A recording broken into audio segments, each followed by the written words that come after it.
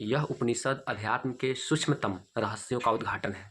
जो इस ऋषि ने देखा है या जो मैं कहता हूँ मैंने देखा है, उस तरफ आपके चेहरे को मोड़ने की कोशिश होगी मेरी।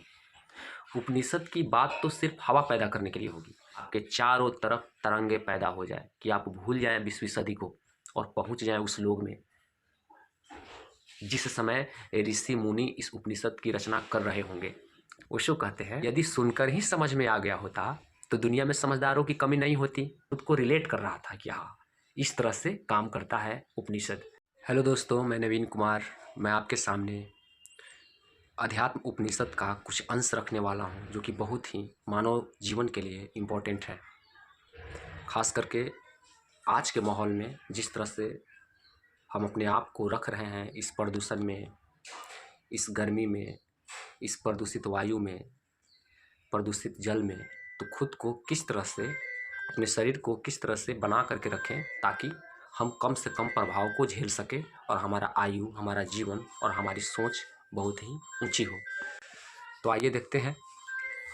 ओशो ने पहले उपनिषद को पढ़ने से पहले एक पृष्ठभूमि तैयार किया है कि आखिर हमको, जब हम उपनिषद पढ़ रहे हैं, उसको समझ रहे हैं, तो खुद को किस तरह से पहले तैयार करना है। लगातार पढ़ते चले गए और किसी तरह से इसको ख़त्म करना है तो उपनिषद कोई ऐसी चीज़ नहीं है। उपनिषद खुद के बारे में है।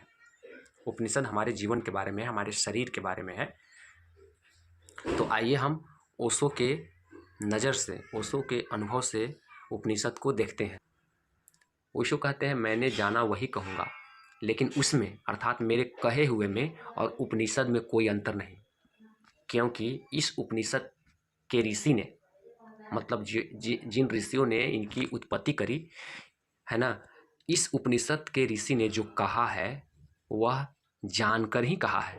यह उपनिषद अध्यात्म के सूक्ष्मतम रहस्यों का उद्घाटन है। लेकिन अगर मैं उपनिषद पर ही बात करता हूँ तो डर है कि बात ही रह जाए। इसलिए चर्चा तो पृष्ठभूमि होगी, है ना। मतलब आपको समझाने से पहले आपको तैयार करना मेरी कोशिश होगी। इस चर्चा के साथ साथ प्रयोग भी करेंगे, सुनेंगे फिर करेंगे, तब आप समझें। सुनकर सिर्फ नहीं समझा जा सकता, सुनने के बाद करके समझा जा सकता है। ये बात आपको आगे बताई जाएगी। जो कहा है, जो इस ऋषि ने देखा है, या मैं जो कहता हूँ मैंने देखा है, उस तरफ आपके चेहरे को मोड़ने की कोशिश होगी। उस तरफ आपकी भी आंखें उठानी, उस तरफ आपकी भी आंखें उठाने का प्रयास, वही मुख्य होगा।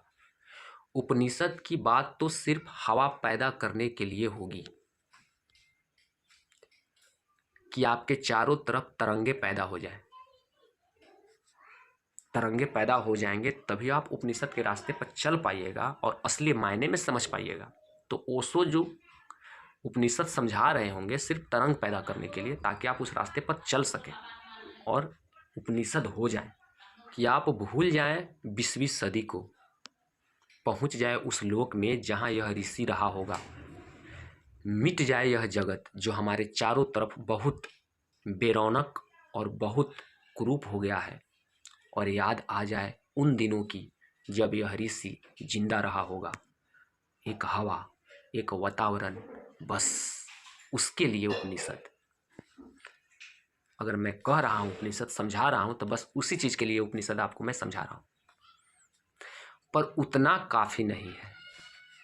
जरूरी है पर काफ़ी नहीं है। तो भाई कितना काफ़ी है? आखिर ओशो मेरे को उपनिषद के किस रंग में रंगना चाहते हैं? चलिए आगे देखते हैं। तो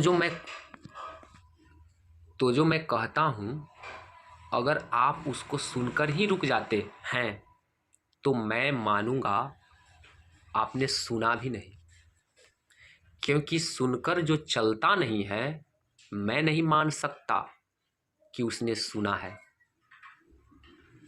अगर आप सोचते हैं कि सुनकर ही समझ में आ जाता या आ गया, तो इतनी जल्दी मत करना। सुनकर समझ में आता होता तो हम कभी के समझ गए होते। सुनकर ही समझ में आता होता तो हम इस दुनिया में समझदारों की कमी नहीं होती। ना समझ खोजना मुश्किल हो जाता अगर, मगर यहाँ हम क्या देख रहे हैं? ना समझ ही ना समझ है। सुनकर कुछ भी समझ में नहीं आता, सुनकर सिर्फ शब्दों पर मुट्ठियां बंध जाती है।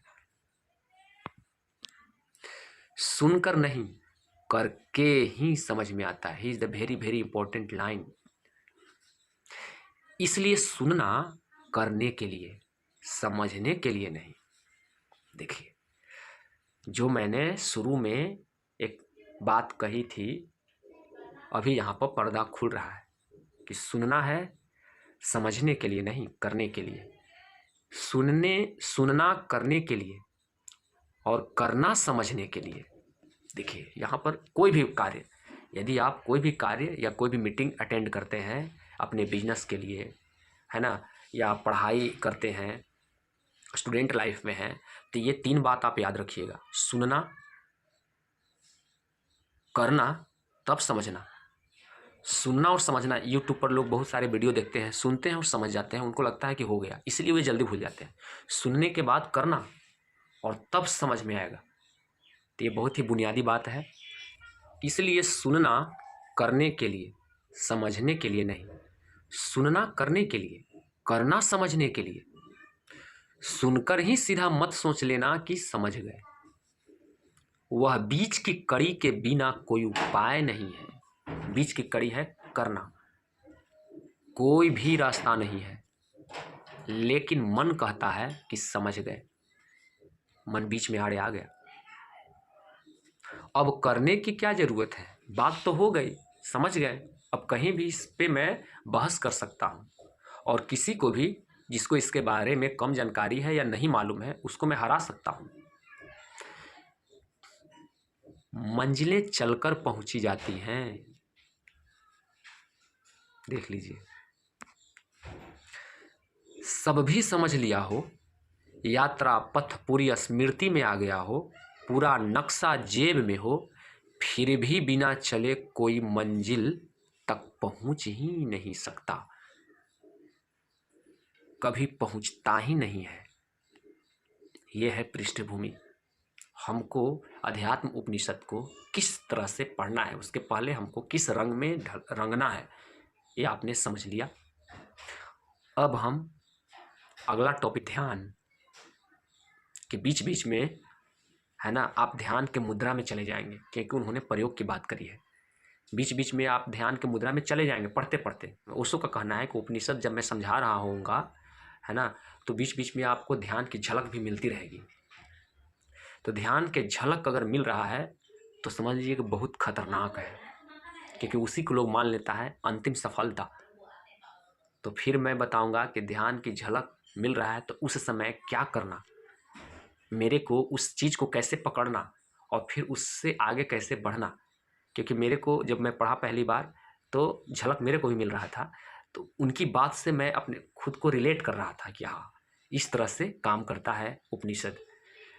तो आज के लिए इतना ही दोस्तों। यदि आपको ये बात अच्छी लगी हो तो ज़रूर कमेंट कीजिएगा, और जितने भी युवा हैं इस चीज़ को ज़रूर सुनिएगा, क्योंकि युवा ही देश को बदल सकता है, खुद को बदल सकता है, पूरी यूनिवर्स को बदल सकता है।